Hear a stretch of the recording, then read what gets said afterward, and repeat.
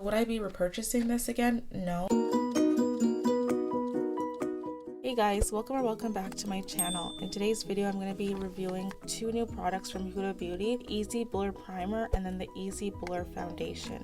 What this product is, it's a lightweight medium to buildable coverage foundation that is non-comedogenic and ultra blurring for an airbrush finish. It's also vegan and cruelty free. It's supposed to be comfortable on the skin, blendable, and easy to apply. What this is, it's a non-comedogenic jelly-like primer that instantly controls excess oils, adds smooth texture, and blurs pores for an airbrush soft focused finish. Packaging for the primer is in a squeezy tube, exactly like Wet n Wild, the same concept like the drugstore ones. It's plastic and don't break, so you don't have to worry about breakage because they're both plastic squeezable tubes, both differently shaped. There's this like harder plastic, a squeezy drop-ring tube. It's cute packaging but very tiny.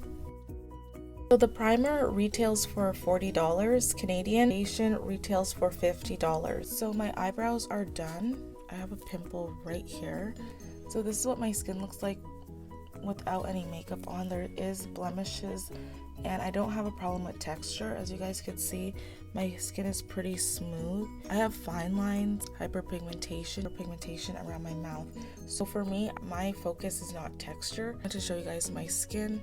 Small pores in my family. Our texture that we do have around here a little bit is very smooth, so it's easy to tone down when you wear just regular makeup. Now I went in with SPF, so my face is a little bit more shinier. This one is an SPF with moisturizer inside, so I do recommend this one for dry skin girlies from the drugstore, and it's Aveeno. Sorry guys about my raspy voice, guys. It's the morning time, so I do apologize. Now we're gonna go in with the primer. Squeeze a little bit. Looks like a clear pinky tone. I'm not sure how much to apply, to be honest. Let's do up here, around my eye. I have SPF on, so hopefully that doesn't mess anything up with this review. Yeah, tone down things a little bit, but I don't see a big difference. Add some more. Let's do the rest of our face. I'm just gonna put this all over.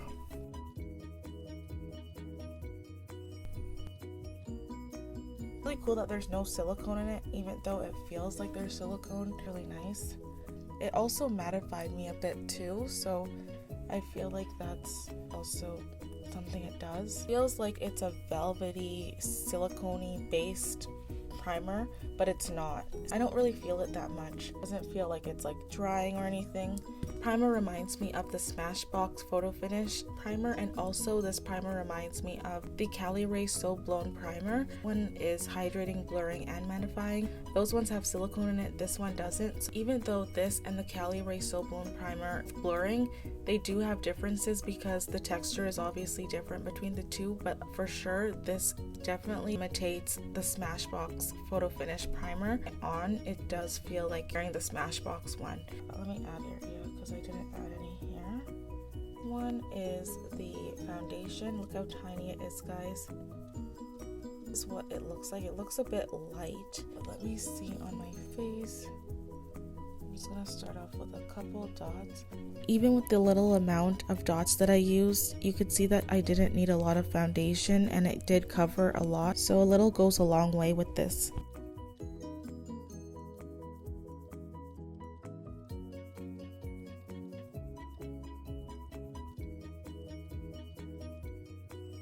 This is what it looks like in natural lighting in the kitchen with the lights turned off. So right now it's on my face. At first I thought it was too light. It did oxidize, which I don't mind. In makeup I do concealer, bronzer, everything. So I do like this shade. So I am back at my actual vanity now.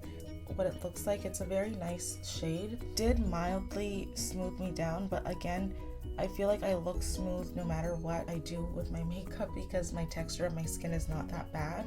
This is the side profile. I thought it was too light, but now in proper lighting you could see that it's not.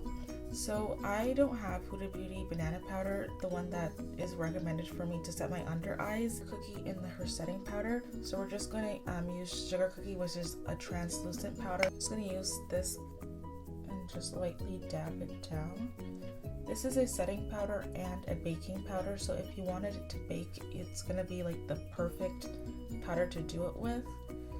And see how that really set that down. I don't really bake because I have dry skin, so I just lightly set my makeup.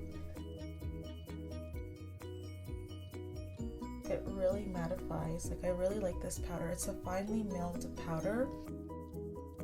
Because I'm doing a review, I'm just going to be using her powder to set my entire face. Because I don't have banana bread, I have to buy more.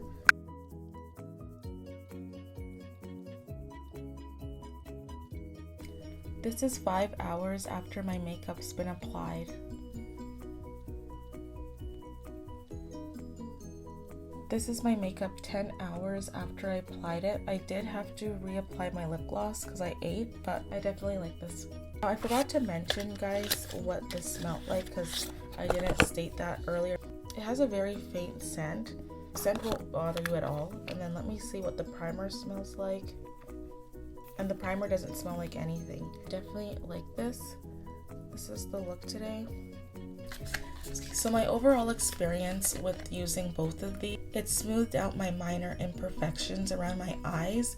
The foundation itself has really great coverage. It's medium coverage, but it also covered my hyperpigmentation really well. Very light feeling on the skin. These two together are a perfect combo if you're looking to minimize the appearance of your pores and texture. Nice duo. Who actually has that issue, I would get both and not just one and not the other. Try them together and see how you like it. Okay, so would I be repurchasing this again? No, not because the products aren't great, but because I'm someone with small pores and a smooth texture to begin with. So even though we all have textured skin, some have different levels of texture. Mine is smooth texture, so regardless of using a blurring primer or not, my face finish will still look really smooth. I feel like it's unnecessary to buy stuff that's blurring if I actually don't need it. So definitely, if you're someone who's the opposite of me, then I would recommend this for you. I have a smooth base naturally. My makeup application always looks super smooth with genetics. Who is this for? It's for anybody, but if you're someone who has textured skin and also large pores, anyone with those types of concerns, this duo would be a real good pair. And see what it does for you, because I know everyone's different. Also, if you don't want to commit to buying something, there is a great return policy with Sephora. And also, if you don't want to do that, you could just ask a beauty advisor for a mini sample and then try it out and see how you like it. They'll put it in a little container for you. See if you want to commit to purchasing the full thing after doing that. So for me, the product cons would definitely be the sizing, very small. This alone for me was very shocked when I saw this because I was like, this is it. It's tiny. Literally, I thought that this would be something in the minis and more at Sephora, like the mini area where you have the products for traveling. It's in the same type of look as something like a skin tint would be, but it's definitely very small. So if you're someone who would be using this regularly, it's going to be finishing very quickly, but it's just like very small. And I feel like majority of this is air because I could feel it, and I know that the product does not go all the way up to here. I thought that this was a mini, but when I went on her website, she actually has a mini smaller than this. Very shocked at that because I thought that this would be like a travel size. That was my only con. Wish it was in a bigger tube so someone could get a lot more use out of it. So that was the end of this video. I hope you guys enjoyed it. Don't forget to comment, like, share, and subscribe.